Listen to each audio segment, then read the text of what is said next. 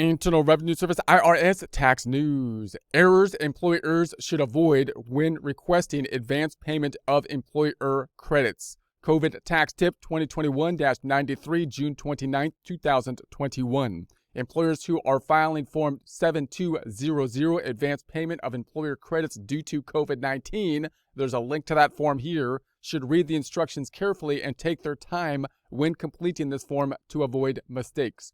And that's basically good advice whenever you're looking at anything that's going to be payroll related. It's one of those things that it's often beneficial to get right the first time and not have to correct a mistake in the future, because that can be kind of time consuming to do.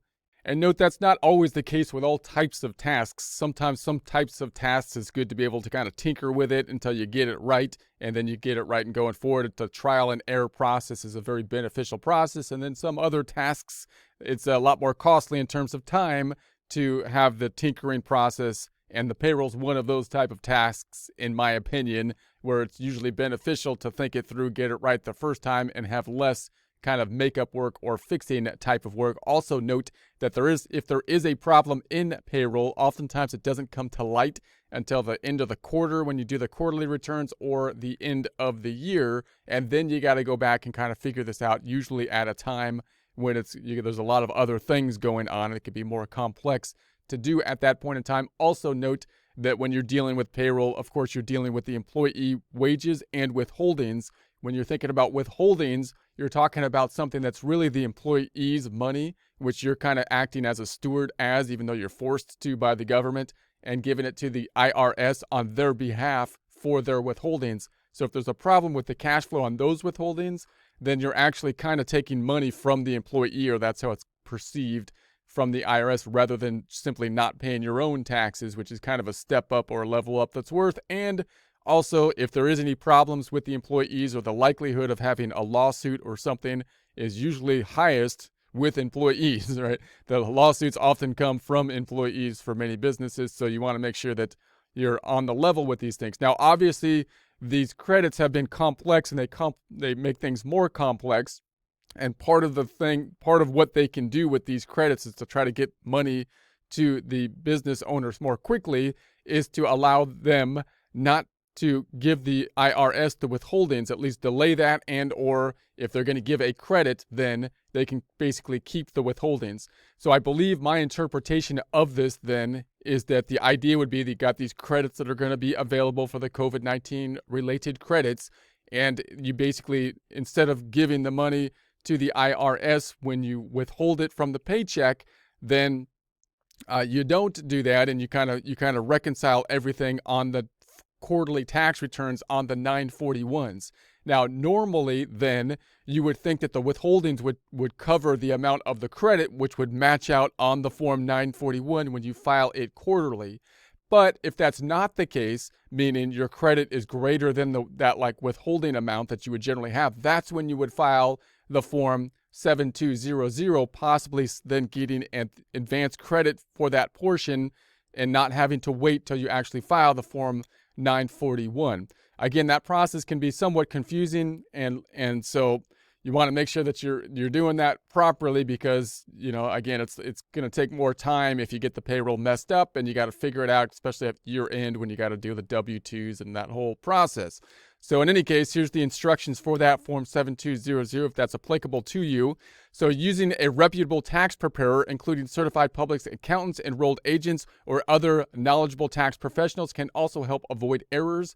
So obviously, payroll is kind of a specialized area. So usually, even if you don't have that many employees, you're using some kind of support with it. Either you have an internal payroll department in the company, or you're getting some kind of support with your software, generally like a QuickBooks or something like that, which generally helps with the calculations of the payroll. And hopefully they help you, and depending on the level of service with your software, you might get support with that. Or you might have a third-party payroll that basically specializes just in payroll. Oftentimes when you do have a third party, it used to be that CPA firms did, that was a big part of their process. Payroll was a bigger thing on CPA firms, but oftentimes payroll is becoming more specialized. So companies are specializing just in payroll because of the complexity in it and whatnot. And the CPA firms go into tax returns and audits and that kind of thing. So that would be like an ADP or a Paychex possibly depending on the size of the company and the needs of the company. But again, you want to make sure that you have your payroll set up well, and that you can trust the people that are doing the payroll and the process that the payroll is taking. So mistakes can result in processing delay, which means it may take longer to get the advanced payments. Here are some things to double check when filling out Form 7200. Missing or inaccurate employer identification number. So if you don't got the EIN number, each EIN number should be exact. Taxpayers must complete this box. So that's going to be the number that the IRS sees your business as. So typically, if you have employees, you got to have an EIN number, and you got to have that correct, or otherwise the IRS doesn't know who you are. The calendar quarter. So check only one box for the applicable calendar quarter. So when you're filling it out, you're doing it by quarter here. So you want to make sure that you got the quarterly forms checked off properly so that they can kind of match it up to the quarterly reports, which are going to be the 941s generally. Employment tax return type. Check only one box for Part 1, Line A. The credit and advance request, complete Part 2, lines 1 through 9, using the actual dollar amounts. Part 2 should be completed using dollar amounts, not the number of eligible employees. All lines in Part 2 should be completed with an actual dollar amount. Federal tax deposit reductions, Part 2, line 6, cannot be negative dollar amount. It must be a positive number. Check the math. Taxpayers should make sure they check the math on lines 5, 7, and 9. So check the math. Sign the form. Taxpayers should remember to sign the form.